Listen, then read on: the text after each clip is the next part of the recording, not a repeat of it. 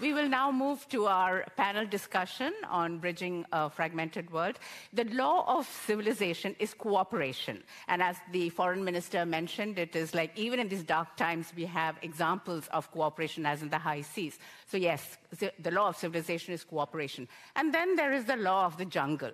We have all left the jungle, but the jungle hasn't always left us. And there we are today living in a very polarized world. So what are the consequences of this? Can we do something about this? We have an excellent panel to discuss this. And may I call on stage our panelists, Vidar Helgesen, who was a former Minister for Climate and Environment in Norway, and now the head of the Nobel Foundation in Stockholm. And then we have she needs no introduction. Sofie Høgestøl, who is television commentator and as well as a professor of law. And we have Georg Riekeles, who is with the European Policy Center. I have to say this, I'm totally confused by Georg, because he's Norwegian. And there he is advising the European Commission on all kinds of sensitive, delicate, strategic matters like defense and security. And I'm thinking, when did Norway join the European Union? No, but it's the other way around. No, European Union has joined Norway, right? So there you go. So I want to start with you, Georg, because one of the biggest examples of fragmentation is Brexit.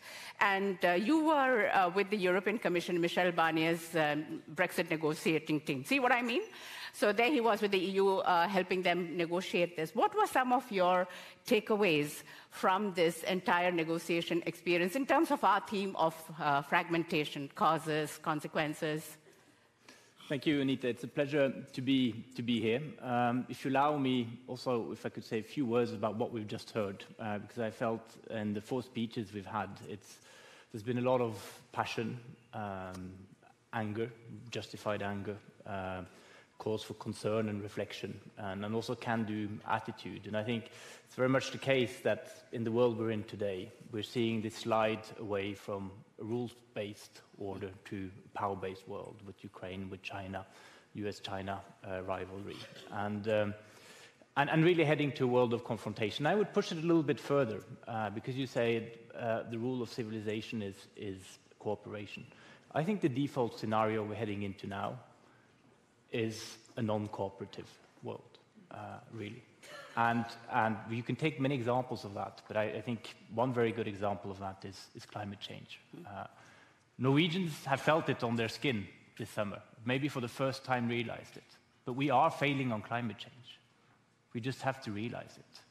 If you go, I often like pulling out some old reports. There's one not that long ago, from 2 years back, by the International Energy Agency, which was called The Path to Net Zero. In short, the idea we can make it. And that report highlighted 4 things we need to do to avoid catastrophe. And that is carbon pricing, it's investments, technology, international cooperation. We're failing on all 4 fronts. It's only 30% of emissions today that have a carbon price on them, and only 4% that have a price that is consistent with meeting our 2030 targets. What we don't need is US IRA with the subsidy race, with protectionism. The Western world, or the most developed world, is burning far too much oil, and it's not going to stop doing it. And the poorer world is going to continue burning far too much You're coal. absolutely right. So it's really a moment of reckoning. And I think something that really struck me this spring was France, that decided that they were going to take as their default scenario for the preparation for climate change, not a 2-degree scenario or a 3-degree scenario, but a 4-degree warming scenario. As the first country in Europe, I think the first country in the world. So others can follow suit, yeah. But just going back to Brexit, tell me something quickly about Brexit. Absolutely, but that France we're doing, it's not giving up. No more questions to you. But it is realism on where we're heading. In terms of Brexit, what I can say is, well, I think Brexit is a very sad illustration of the linkages between internal fragmentation and external fragmentation, global fragmentation, societal fragmentation. And believe it or not, when we're negotiating Brexit with the UK, they did not want to negotiate future or discuss future cooperation with the EU on climate change. We had to drag them to the negotiation table on this. And of course, the causes of Brexit, they are many, they are complex. I believe very much in what Sandrine pointed to, one of the things she pointed to, which is social or societal tipping points. Yeah, social risks, yes. Social, societal tipping points. So of course, there's a lot of political entrepreneurship, charlatanism, I think the reasons of growing inequalities, austerity had a major role in this to play. There's a weight of history, of course. And so this should have been a real wake-up call for Europe, how one approaches politics, how one deals with populism. Brexit, to me, stands as an enormous loss, a loss, lose for everybody.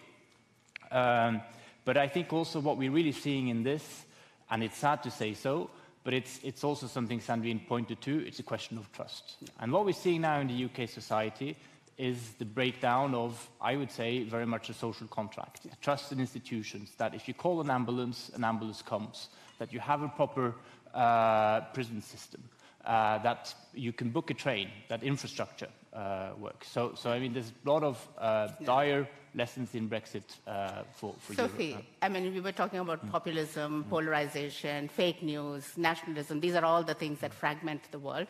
And these are also words that we associate with Donald Trump. So if he comes to power, if he wins the 2024 elections, what do you expect will be the consequences on the world, and in particular, Russia's war in Ukraine? From a Norwegian perspective, I think we then join the European Union. Because I think Europe is going to have to reconsider its relationship to NATO at that point. I think, we know what Trump thinks about NATO, and I think it's going to bring forth another discussion about how we secure ourselves in a situation where the US is not as reliable as a partner as we've grown up with. I think on a broader scale, what you're seeing in the US right now is that a lot of the Republican Party, which, again, if you sort of go back to a 2005 mentality, that would have been unexplainable. But a lot of the Republican Party are coalescing around an idea that what is happening in the Ukraine is a regional conflict for Europe, and that they're spending far too much money on it. And so they want to cut aid to Ukraine. They want to, Trump says in true Trump style that he could fix this scenario in 24 hours. I don't quite know what that would look like, but I'm guessing it's not a solution that Ukraine would favor.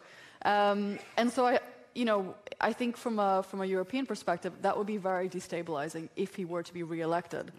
But I was reflecting this morning on, I lived 4 years in London from 2005 to 2009. And if you had told me at the time that Boris Johnson would one day be Prime Minister, the UK would leave the European Union, and the guy from The Apprentice would be President of the United States, I would not have believed any of it, right? So I think, it's like, I think especially, I'm born in the 80s. I think for a lot of us who grew up at that time, the world that we're living in right now is a world we have to grapple with, because it's one that we're still struggling to understand. Yeah, very true. Vidar, you have repeatedly said a couple of things. I mean, Georg was now talking about we feel the skin, on our skins, the effect of climate change. You have pointed out how the ground zero of climate change is the MENA area, the Middle East and North African area, and there is a lot of anger in these parts of the world, and some of it is against the Western hemisphere.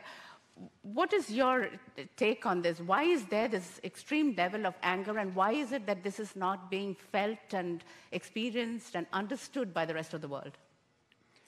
Well, to the last part, I think we're so consumed by, understandably, the Ukraine war, upcoming US elections, a lot of stuff, and here as well, impacts of climate change on us. But if we take the big picture, Europe's neighborhood to the south, North Africa and the Middle East, will be probably the region in the world most affected by climate change. We see that already. Drought, mega cities in North Africa that will experience in very concrete ways sea level rise in the next few decades. These are also areas that, to a large extent, 80-90 million people have water stress already. And this is a region with lots of migrants from sub-Saharan Africa and Asia. And if the Middle East, North Africa becomes unbearable, where are these people going next? Europe. And there's a rage because the West is seen as too consumed with itself. On the climate change negotiations, the West haven't delivered even those $100 billion, which is minuscule compared to what is needed. That was there in the Paris Agreement. COVID, the West was seen as giving priority to itself, so the rage was there. The rage is growing. And I think the West now really needs, while protecting the rule of law and the rules-based world order with regard to Ukraine, while protecting our own democracies, we also need to demonstrate that as democracies we take responsibility for the rest of the world in a much bigger way, also because it's in our own interest. One of the reasons for this fragmentation that we are seeing is the deficits in democracy in our part of the world. And so I want to check with you, Georg. Short answer, please, and don't answer something else. Big tech. First of all, big lobbies have always been a threat to democracy, and you have raised concerns about big tech and democracy. Can you tell us why? I think many people have raised concerns about big tech and democracy and the outsized role big tech is taking in our societies, from the economy, dominating positions, to democracy, the roles platforms can play, to the invasion of privacy. And we live in very much what Susanne Schaboff called a surveillance capitalist model, where when you live in Norway, 300 data points are taken from your daily life every day on what you do, who you talk to, where you've been, what you read, etc., etc. And that is monetized by big companies. And I think the story of, well, if you say to take the US and Europe's approach to this, it's essentially been a story of failure and failure of what? Failure of regulation. Failure of regulation. Well, there was a dominating story at the beginning of tech in the 1990s, 2000s, which was that internet equals democracy. Silicon Valley is the model for the future. Social media, whatever comes out of it is good. Keep your hands off it. There's no need to regulate. And ultimately, that ideological paradigm has been very effective and won the day, and we have been very, very slow in catching up with this. And I think the consequences across society are absolutely enormous. But what I've been particularly interested in is not only all the negative consequences, but is how these companies, in addition to the effects they have on different walks and aspects of life, but also impact directly our decision-making and our capacity for democratic choices. And they, of course, they use all the tools in the toolbox. So it's not only the PR campaign and the lobbying and trying to set the narrative. We saw it in Brexit, we saw it in the American elections. But it's also buying academia, buying think tanks. I work in a think tank. It's buying NGOs. There's a lot of puppets out there, NGO puppets that are directly financed by big tech, trying to tell a different story than what's the reality. They use intimidation, all tools of influence. You have the Canadian Parliament now that's trying to pass a law saying that Google and Meta need to pay for some of the news snippets or news services they're using. And while they're doing this, they're facing enormous pushback from these companies. They've set down a parliamentary inquiry, the first in the world, which is on big tech abusive practices and practices of intimidation, trying to reach into how our lawmaking is trying to make democratic choices. And the parallel I make, and I'll end with that, it's definitely with big tobacco. In big tobacco, 50s, 60s, 70s, there were warning signs. There were some scientific reports, but they were all pushed aside. You had President Reagan, who was doing advertising for tobacco. You had your local GP who was doing advertising for tobacco. But you see, now we have the textbook. We have a textbook of what the tobacco lobby has done over decades, and now it subverted everything from the scientific findings to democracy. So now we have a playbook, and yes, please. Yeah, I think the really interesting thing is that it is just accelerating. Just this week, there's an initiative in the US to look at the use of AI videos in elections. You know, because creating fake videos now or fake audio has never been easier or more accessible. I mean, teenagers make fake TikTok videos of foreign artists singing in Norwegian, and that's a lot of fun to hear them singing in Norwegian. But they're, you know, that's the technology that you could also use to make similar videos of all of our world leaders. And the reason what they're looking at right now is that given that we have human rights protection for free speech that our societies are funded on, it is perfectly legal to lie during elections, right? And I think most of us would protect a certain right for politicians to at least skirmish a little bit with the truth. The only countries that have sort of fake news laws are countries like Russia. We don't want government agencies saying this is true, this is not true, this is true of campaign videos. But you know what is not legal is fraud, is putting out fraudulent messaging. And so they're trying to look at right now, is an AI video that's fake, is it just lying or is it fraudulent? And that just shows you how far behind the regulators are. Yeah. Because you know the potential of that kind of videos, I think, you know, in the long term, I hope that we solve those problems. But from a short-term perspective, we have an election in 4 or 5 weeks, right? The U.S. has had a presidential election coming up next year, and they're just looking at this now. And I think that really goes to show how far behind, especially lawyers, have been with trying to understand and grapple with tech, so that we can actually, because we see how much that kind of polarization and fake news feeds into destabilizing democracies and elections. Yeah, but media is part of the problem, isn't it? Because, you know, the spread of disinformation, the spread of all these lies, and the problem is self-regulation doesn't work because the ratings depend on these lies and polarization and things like that. So how does one counter it from the media perspective? One is the technology, the regulation. What about the media, the responsibility that the media has in a democracy? I think that's a really big question. I think the rise of 24-hour news cable is one of the worst things that have happened to political discourse in the 20th century. Because if you have 24 news channel hours, you have to create news content every single minute. There has to be breaking news all the time. So you can turn on CNN and it's like, breaking news. And it's never really, I mean, oftentimes not that breaking unless you're doing global events. So I do think that, you know, this, but if the media wants to retain their position of trust, they have to be a part of solving this problem. And so I think that I think you're seeing positive trends with certain media actors reconsidering their role. And you're actually seeing, from a Norwegian perspective, after COVID, a rise in trust of media actors, because I think a lot of people thought that they handled COVID quite well. So that's, you know, that's a hopeful message. Yeah. Well, we have to live on hope. What to do? There's no other choice. Vidar, globalization is in retreat, but so is democracy. Last year, 60% of the world was under authoritarian rule. This year, it is 72%, and it's just like climate change. It's like heading towards a tipping point. Can these trends be, as Sandrine was mentioning, democracy is sacred. We don't have to argue about why it is so important. We know it's important. So how do we counter this threat that has been developing over the last several years? Well, I think it's first of all, I come back to what I said earlier.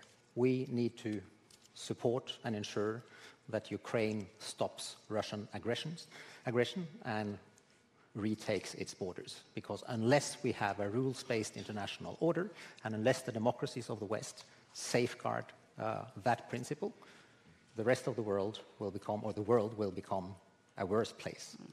Then democracies need to demonstrate that they deliver, and that is a big challenge. We're seeing rising, Norway is kind of an exception, but we're seeing rising social and economic inequality. We're seeing, and here's Norway, Norway is not an exception on this, we see inaction on climate change. We see inaction on AI, which is really supercharging a lot of good stuff, but also a lot of bad stuff. So unless democracies, existing democracies, concentrate on their own ability to tackle these issues, I don't think we should preach to the rest of the world that you need to change. There's no way. We used to believe after the fall of the Berlin Wall that we could bring democracy to the rest of the world. Now the challenge is to safeguard democracy at home in Western countries. Right. And the next step after doing that job at home is to play a more constructive, more active role in the world. And I think Norway is in an exceptionally important position here. The rest of the world sees a country that over the last 2 years has had an extra unexpected income of $1,700 billion. Yeah. So we really need to look at how do we deal with this image of Norway. Vidar is so clever. He's a diplomat, right? So he uses the word surplus. Norway is a surplus nation. It's a surplus money, not war profits. Very smart, because that's how you'll get the buy-in to use that money to leverage it for the developing world. I want to ask you a question very briefly. This is a very, very brief round. We're running out of time very soon. So Vidar, on this, geopolitics is what fragments countries, the world. And now, as if the world didn't have enough problems, we've got rising tensions between China and the United States. Where do you see this headed? Can it lead to war? Well, I think we should go to the prime expert on this, and that is Henry Kissinger, the 100-year-old man. He says that the US and China have both convinced themselves that the other country is a strategic threat, and therefore we are heading towards superpower confrontation. And he also says that the AI is supercharging this rivalry, because what's happening now to weapons technology is things that make it difficult to establish principles for governing and guiding the conduct of countries relating to war. Yeah. So as long as there's a dissipating ability to establish a global order. So yes, I think there's a real chance for confrontation. And the other big thing with that confrontation is insufficient collaboration between the US and China on climate change. They're trying to do something, but they should really do much more alongside the European Union. I love this panel. They'll come back to what they love. Whatever question you ask, it'll be back to climate change. But climate change is conflict. I mean, the future conflicts are also relating to climate change. It shows that you see climate change as, the thing that connects the dots, So it's really, Georg, I'm going to ask you a question, short answer. And it is, what do you see as the impact of the US-China rivalry on Europe? And, Europe was a market integration project. Can it become like a defense bloc? I think Europe is falling in the crack between China and the US right now. And there's a big unknown is how Europe is going to deal with China. I think Europe has shown, together with the US, that we can handle the Russian storm quite well. But if Russia is the geopolitical storm, China is geopolitical climate change. And I think I'm much more worried about our capacity to deal with the slow motion crisis that is building up and that Vidar just spoke about. This is really a fundamental challenge for Europe right now. Of course, one shouldn't lose hope, far from it, in the European project. I think really the moment the EU is in right now is a moment of transformation and of self-discovery. It's a project or a system that needs to go from a system that was about dealing with each other to a system that's about dealing with others. And that, in other words, the EU's discovery as some form of power, some form of geopolitical actor. And of course, that doesn't happen overnight, but we've seen it on the back of Russia's aggression of Ukraine. Great changes already. NATO is not delivering weapons to Ukraine. EU is delivering weapons to Ukraine. NATO is not doing it for good reasons, obviously. You don't want a NATO footprint. But the EU is sticking its neck out. When you had a debate about battle tanks, Leopards and Abrams and Challenger tanks to Ukraine, already then you had more than 260 ex-Soviet tanks delivered from Poland from Czech Republic to Ukraine.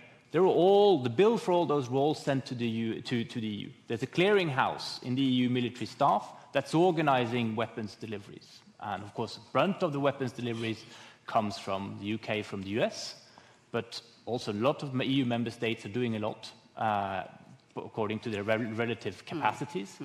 And the EU is playing a role on this. The EU is doing training of soldiers, tens of thousands of soldiers for the spring and summer offensive. So you're really in the EU that is facing quite a rapid and an extraordinary transformation into some kind of parallel, but not a rival, but a parallel and complementary security actor to NATO. There are things that NATO can do.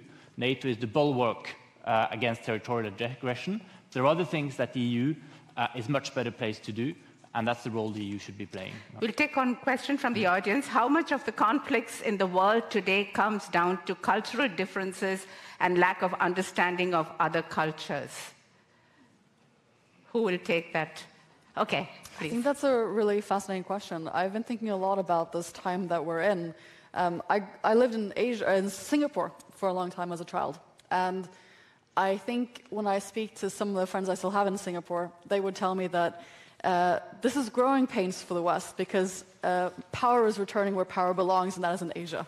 You know, they're taking the long view of history, you know, in a 1,000-year perspective. You know, we were the powerful, you know, geopolitical center of the world, and power is slowly coming back to Asia. And that's painful if you're losing power relatively in a world where we're trying to dominate. But, you know, I kind of think there's something hopeful in what Raj was saying earlier about you know, how we're maybe entering a situation where Western countries are going to have to be a little bit more humble when they meet the rest of the world. Because the system that we've had in place in the last 70 years hasn't necessarily been one that's been just as an equal for all. You know, when my students look at the UN, for example, they think it's baffling that India is in the Security Council. How can that be? What is the structure that has excluded, you know, such a big country from sitting at the world stage? And I think that, you know, from a European perspective, we have to go into the next decade or two looking at cooperation a little bit differently. You know, as Vidar was saying, securing democracy at home, and then maybe being a little bit more humble when we meet other geopolitical actors and trying to understand their perspectives in a slightly different way than we have before. And that makes me a little hopeful. Good, excellent. We have run out of time, but did you put your hand up? Yeah, to that question, I would like to point out that most conflicts relate to interests, hard-nosed interests.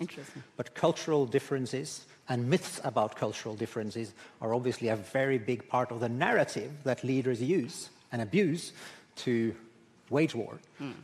And that abuse of cultural differences can also be used for other purposes than war, obviously. Well, thank you, but we have run out of time. I have about 25 other questions to ask, but never mind. But thank you all so much. I just wanted to say that, you know, there's one thing that I observed, you know, we have been preparing for a long time, and what struck me was about the human brain. The human brain is fantastic, and our brain has 100 billion neurons. You know, neurons are these nerve cells inside the brain that send messages to different parts of our bodies and keep it functioning. So our brain has 100 billion neurons. Billion, not million, billion neurons. And that's as many stars as there are in the entire Milky Way galaxy of ours. And 1/3 of this powerful brain that we have is devoted to vision. So it is our capacity for vision, for imagination, that has brought humanity this far, and that will take us further. But imagination has to be a force for good. It has to be a force that bridges a fragmented world. It has to be a force that brings in a better future. As the philosopher Nicholas Risher said, the future really matters. It's in the future where we all are going to spend the rest of our lives. So imagine the future. The future is in your hands, is in our hands. Thank you all for being here today. Thank you so very much. Thank you. I haven't finished. Thank you so much for being here, for being part of Global Outlook's journey. Thank you very much to our wonderful speakers and panelists. Wish we had more time. There was so much brain power over here. Thank you so very much for firing our imagination, for giving us hope. And I just want to say a big thank you to the Global Outlook team. I would like to mention them by name. A big thank you to our team leader, Helena Flagmark, to Christine, to Anne, to Stina, to Ingun, to Lars, to Christoph. Thank you all so very much. It's been months and months of hard work, but it's been great being together and doing this. And a big word of thanks to Eric. Eric is our tech guru. You can't see him, but he can see you. And a big thank you to all our sponsors, IDA Cluster, GC Noda, GARD, Arendals Foster Company, and University of Agder. Thank you all very much. Thank you once again. Thank you all. And enjoy the rest of Arendal Suka. Thank you. Thank you. So little time.